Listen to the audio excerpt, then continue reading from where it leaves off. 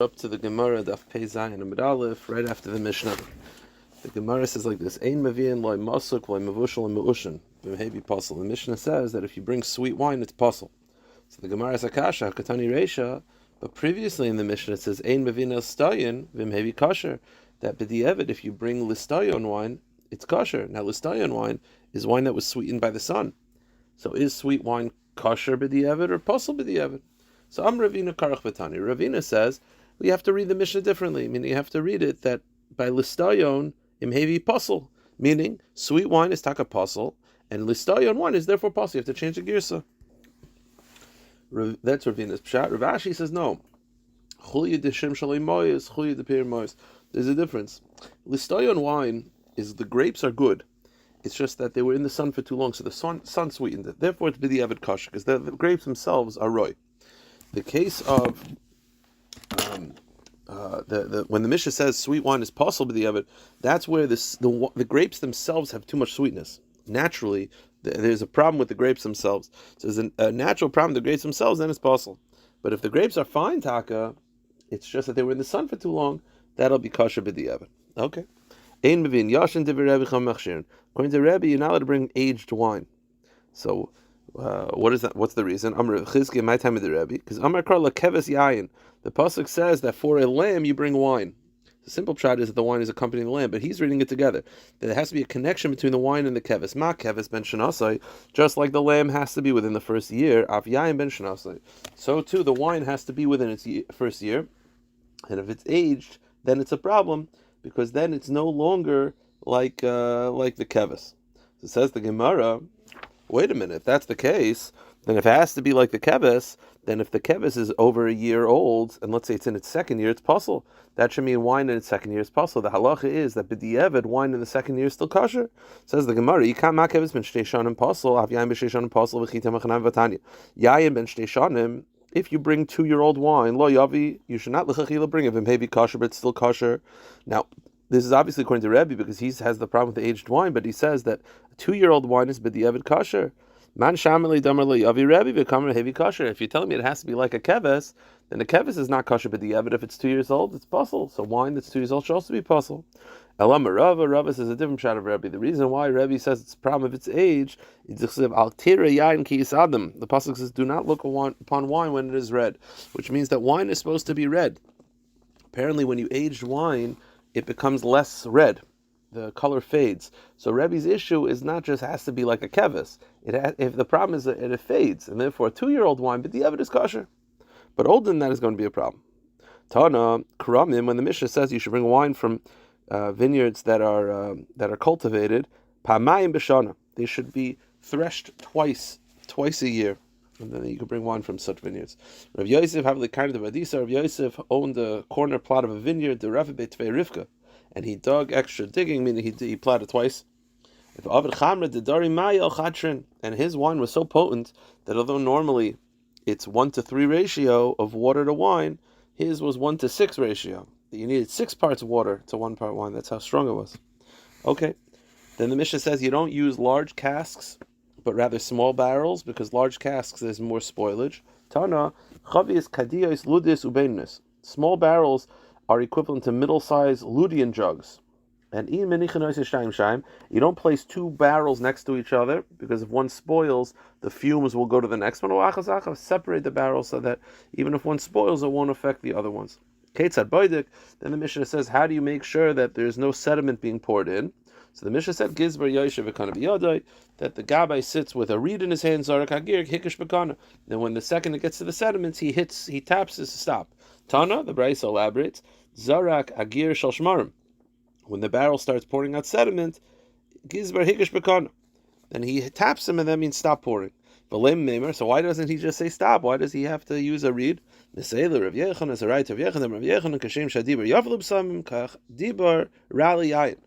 like speaking is good for besamim, right? For the ketores, it's good to speak. And apparently, it infuses it with a stronger, whatever it helps, whatever this means. Speaking around wine is negative, and therefore we don't want him to speak. Therefore, he just taps it because he doesn't want to talk. Okay. By Rav Yochanan is a kasha. According to Rabbi Yehuda, you're not allowed to use wine that has mold in it. The question is, we had this yesterday. Hikdishan, if you're magdish moldy wine for nesachim, are you going to get lashes for being magdish a balmum? If you magdish an animal, it's a balmum, you get lashes. So the question is, if you magdish moldy wine, it's definitely not usable. The question is, are you ever allowed? Do we say that his kilo is magdish a balmum, or there's no such balmum? There's no such thing as a balmum with wine. Keeping the pasuk dami, in balmum behema. There's only a balmum by behema, not by wine. Teku, unclear. Tan Rabbanan elim. The best rams for karbanis is memoyav, or from moyav. Kvasim, the best lambs, is from Chevron. Agolim, the best calves, is from the Sharon. Gozalos, the best birds, is Haramelech, from Haramelech. Vida Omer, Mevin Kvasim, Shagavim Karachim. Vida says you should bring lambs that are as high as they are wide, very, very thick, very, very fatty. Amar Rabbi Barashila, my time of Rabbi Yehuda, what's Rabbi Yehuda's source? Tichsiv, that it should be fatty, and Tichsiv Yira, Miknecha Beyemuhu, Kar Nichvuv. The pasuk says the livestock will graze on that day a broad lamb. So you see, it should be very broad. Just to finish up the parak of Magadita, it says Al Chamesecha Yishalayim Hefkad Yishayimrim, that Hashem put guards on the walls of Yishalayim. Kol Yom Echal Laila Tamid Leichashu, all day and all night. They're never silent. They're constantly davening. Hamaskirim es Hashem Al Dami Lechem. These are some malachim that are sitting by the walls of Yishalayim, constantly davening. So my Omri, what are they davening? So Achi Amar Rabbi Shila, Atu Sakim Terachim Tzion, you'll rise again and show Tzion mercy to rebuild Yishalayim. Nachman Yitzchak Amar Boyin Yishalayim Hashem. So it's tefillas of rebuilding Yerushalayim. The Gemara says, so what did they daven before the Churban? So the answer is, Amar Shila, Ki Bach Hashem Tzion Niv Meishavloi. That Hashem has chosen Tzion, He has desire for His dwelling. They would talk about the Shabach, the beauty of Yerushalayim. Hajar Allah, Kal Karbanas Hatziba. Okay, new parak, the 10th parak. Mishnah says like this. Shtei midas shel yavish mikdash. There were two types of measuring for dry substances in the Beis HaMikdash. There were two measuring cups for measuring the flour. And not only with this measure, but this also make it was a klishar, so make it kaddish. In Isaron and a Chatzi Isaron. Isaron and Chatzi Isaron, that's it. Rav Meir actually says that there was two Isarons. There was an Isaron and then another Isaron and a Chatzi Isaron. One was a heaping Isaron and one was a flat Isaron, as the Gemara will elaborate. Isar Mayim Meshavish, what did they use the Isaron to measure? Menachos. They would measure all the Menachos. Now, let's say, when it comes to the mincha of a bull, you need 3 isaron. So it says the Mishnah, they did not have a special measuring cup that had 2 isaron for a ram or 3 isaron for a bull. They only had the 1 isaron, and they would just measure it 3 times or 2 times, depending on how many times they needed. Now, chatzi isaron, so if the full isaron is used for the minchas, what was the chatzi isaron used for? That was chavite kain gadol. That was used for the chavite kain gadol, which is mechzav abayk and mechzav ben arbaim. The chavita kain gadol was a daily mincha that it was of an isaron, but it would be half of the isaron in the morning, half isaron at night. So they used the half of isaron measuring cup for the chavita kain gadol.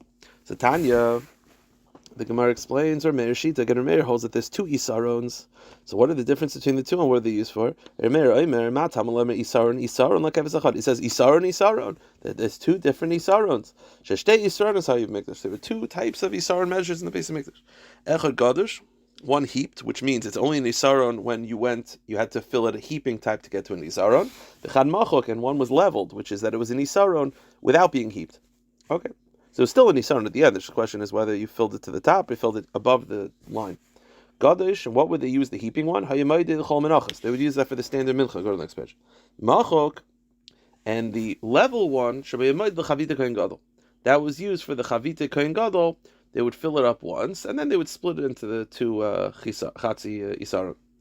Chacham omrim, Chacham say no. There was only 1 isaron. Shenemar isaron echad lakefes echad. So Rav Meir is basing a shita on Isar and Isaron, and Rav Rabbanan are basing the shita on Isar and Echad. Im came out Talmud Isar. So what do the Rabbanan do with Isar and Isar, which implies 2 different Isaronos? The Rabbis Chatzi Isaron. The Isar and Isaron is saying that there's a second measure, not a second measure of Isaron, but the second measure was the Chatzi Isaron. For Rav Meir, Chatzi Isaron Minale. How does Rav Meir know that there was a measure of a Chatzi Isaron? Nafkale miv Isaron, the Vav. For Rabbanan Vav lo darish, and the Rabbanan don't darish in the Vav. Rav Meir, who holds that there was 2 Isaronos. What does he do with the Isar and Echad, which implies only 1? Rameir says that 1 Isaron is not to say that there was only 1 Isaron. The truth is there were 2. So what does Isar and Echad tell you? It's coming to minimize that there was no special 3 Isaron for the par or 2 Isaron for the ram. You would just use the 1 Isaron multiple times. The Rabbanon, how did the Rabbanon know that you would not have a special 3 isaron for the bull and 2 isaron for the ram? Nafkale min nekudai. In the Torah, there's a nekuda, there's a dot above the word isaron, and they darshan that isaron to tell you that the 1 isaron was the biggest measuring cup, and there was no 2 or 3. The Tanya is the Brisa says, Amar Rav Yossi, Lama nakud vav shebeemtze isaron. Why is there a vav actually in the middle of the word isaron? In the vav, there's like in the middle of the belly of the vav, there's a dot. Shel isar risha shel yomtev risha shel chag. Shel yimda lo b'shel shloish lepar lo b'shel shnayim la'ayil. That there was no special 2 or 3 isaron measurement, but rather just 1. Rav Meir who already knows this from isaron echad, what does he do with the dot? Nekud lo darsh. He doesn't darshan the dot. Meaning, it's there, but he doesn't darshan it. Okay.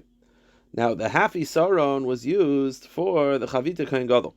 Now, the problem is like this. That implies that you would take the half and just fill up half and use it in the morning and then take the second half, fill in the afternoon. The problem is, the halacha is, with the chavita kohen gadol, you had to fill up a full isaron, then split it. The implication is that you just fill up a half isaron at a time. That's not true. You can't bring a half isaron from home. You have to bring a full isaron and then split it in half. So the Gemara is going to explain that when the Mishnah says a half isaron for the kohen gadol, it means fill up a full isaron, then take the full isaron and pour it into the half isaron at a time. That's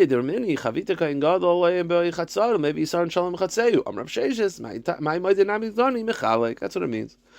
Okay, so according to Meir, you had the 2 isarons. One was the heaping and one was the level.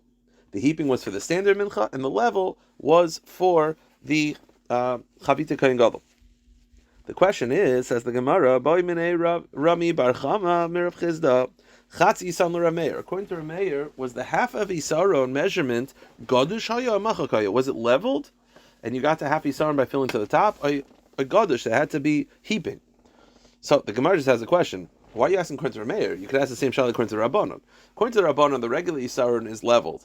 But what about the chatzi isaron? So why are you asking according to Rameir? It's the same shayla the Rabbanon. So the Gemara says v'tivoylach l'Rabbanon. The answer is Rabbanon. The truth is, yeah, it is a good question according to the Rabbanon. But the Rabbanon, I don't even have to ask the chatzi isaron. I could ask on the very isaron itself. The only one who addressed whether it's level or heaping was Rameir.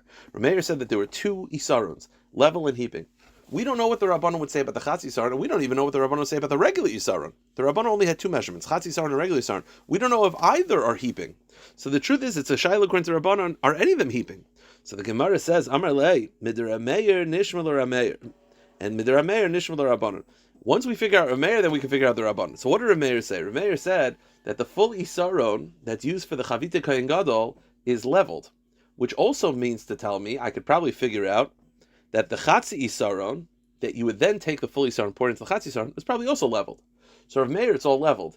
So outside of the other one, but everything involved for the Chavita Kohen Gadol is leveled. So once it's leveled according to Rav Meir, Mistama according to Rabbanon, it's leveled as well. The Gemara says, Mid Amar Rav Meir, Isaron Mochuk, Chatzi Isaron Nami Mochuk, Mid Rav Meir Mochuk, L'Rabbanon Nami Mochuk. Okay. I mean, the Rabbanon disagree with how many kalim there were, but they agree that it's all leveled. So they would take the Chavita Kohen Gadol and they would split it into loaves. They would bake it into 12 loaves. Now, 6 in the morning, 6 in the afternoon. And according to many Rishonim, they would split it up as dough. Now, one of the halachas of Chavita Kohen Gadol is that each dough had to be the same size. So the question is, how did they measure that? Biyada b'kli. Did they measure the dough by hand or divide it using a measuring utensil, measuring device? So, meaning it could use by hand, or do you have to have a special kli? So Mar says, Pshit biyad. It's pasha that you use it by hand. Why? To eat a kli.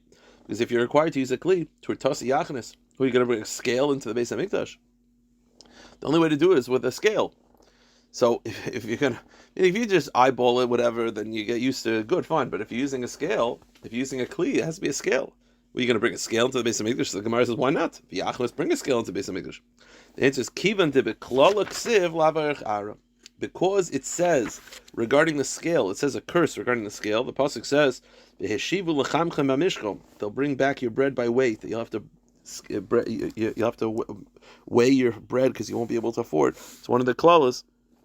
Therefore, it does not make sense that HaKadosh Baruch Hu would bring a scale into the Beis HaMikdash. Shulchan. Regarding the shulchan, now the shulchan, you had the bread that was placed on the shulchan. Now it's supposed to be on the shulchan. Now the frankincense was placed in spoons. The question is, what if I place the frankincense directly on the table of the shulchan? Is the shulchan magdish it?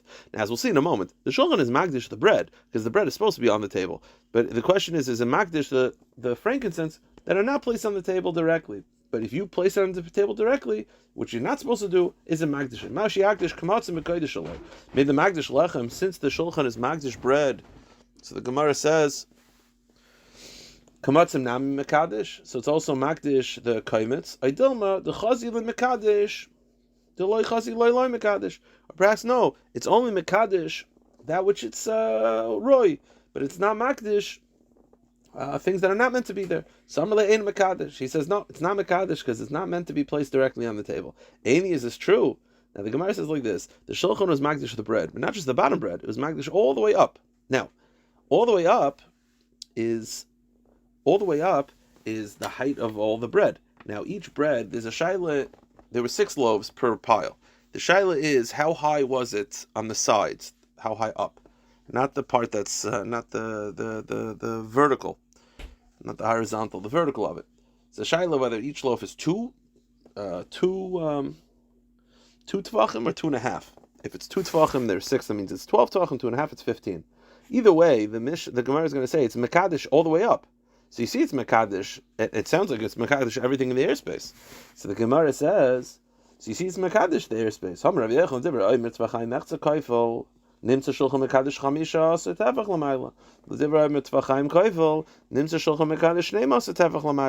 you see that the Shulchan is Mekadesh the airspace up. 12 Tvachim, 15 Tvachim, whatever is Mashayla, but you see it's Mekadesh it. So to Pashas is Mekadesh the frankincense. The Gemara says no.